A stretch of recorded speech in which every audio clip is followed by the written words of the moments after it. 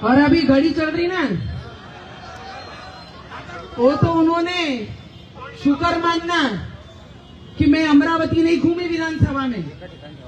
अरे वजन उन्होंने शुक्र मानना कि विधानसभा में मैं अमरावती नहीं घूमी। जो 2000 से चुन के आए ना, 10,000 से गिराने की ताकत मेरा भगवा रखता है। वो मुझे क्या ईमानदारी सिखाएंगे, जिनको लोकसभा में उनका फोटो मेरे मोदी जी के बैनर पे चलता नहीं था।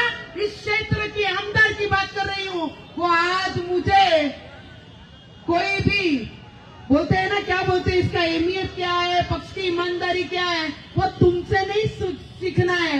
वो तो मेरा भगवे का ईमानदार व्यक्ति थे करके तुम विधानसभा में 2000 से चुन के आए। अगर 2 फेरे और 2 सभा मेरे भगवा प्रेमी में लेती तो 10,000 से गिराने की ताकत ये भगवा रखता था। याद रखना, अरे याद रखना, मैं भी इस क्षेत्र की बहू हूं। आता असं आहे की पक्षाचं नाव वेगळं, काम वेगळं करताय, पदाधिकारी आहे, तुम्हाला शोभतं का असं बोलणं? निवडणूक होऊन विधानसभेची 1 वर्ष झालेले आहे, आता दुसऱ्या वर्ष पदार्पण, 5 वर्ष या ठिकाणी मी आमदार म्हणून काम करत आहे आणि मागच्या गोष्टीला ऊत देण्यात काही अर्थ नाही आहे. कारण जी गोष्ट घडून गेली ती निवडणूक असते. निवडणुकीच्या काळामध्ये ज्या पद्धतीनं प्रत्येकाला आपापल्या पक्षाचं काम करावं लागते. तुम्ही कुठल्या पक्षात आहे आजपर्यंत? एका कुटुंबातच 2 जण 2 पक्षात काम करताय. त्या ठिकाणी असणाऱ्या या ठिकाणी महानगरपालिकेची महत्वाची निवडणूक आहे, सहकार्याची निवडणूक आहे, त्याच्या पाठीशी आपण ताकदीने उभं राहिलं पाहिजे. आणि या ठिकाणी ह्या दाम्पत्य आपण बघताय की बायको वेगळ्या पक्षाचं काम करते, नवरा वेगळ्या पक्षाचं काम करते.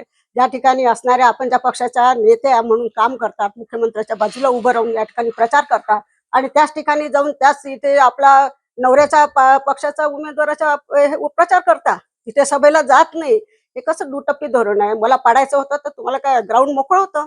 कोणाला कुठे काही सांगितलं नव्हतं इथे जाऊ नका, तिथे जाऊ नका. मी सन्माननीय अजितदादांच्यावर विश्वास असणारा राष्ट्रवादी काँग्रेस पक्षाचा पक्ष आहे, त्याच्यावर माझा सन्माननीय अजितदादांवर विश्वास आहे. 2009 मध्ये मला 2004 मध्ये सन्माननीय अजितदादांनी मला या ठिकाणी दिली होती, मी निवडून आली होती. 2019 मध्ये सन्माननीय अजितदादांनीच मला काँग्रेसमध्ये जायला लावलं होतं, काँग्रेस पक्षाच्या ह्याच्याने. आणि 2024 मध्ये सुद्धा सन्माननीय अजितदादांनी मला तिकीट दिली आणि मी निवडून आली. आता निवडणूक संपल्यावर आता महानगरपालिकेची निवडणूक आहे, तुम्ही त्या पद्धतीने प्रचार करा ना. मला पाडायचं उभ्याचं आता पाहू ना 2029 मध्ये काय होते. महाराष्ट्रातील सर्व बातम्यांचे विश्वासार्ह व्यासपीठ, सकाळच्या सर्व सोशल मीडिया प्लॅटफॉर्मला लाईक, फॉलो आणि सबस्क्राईब करा.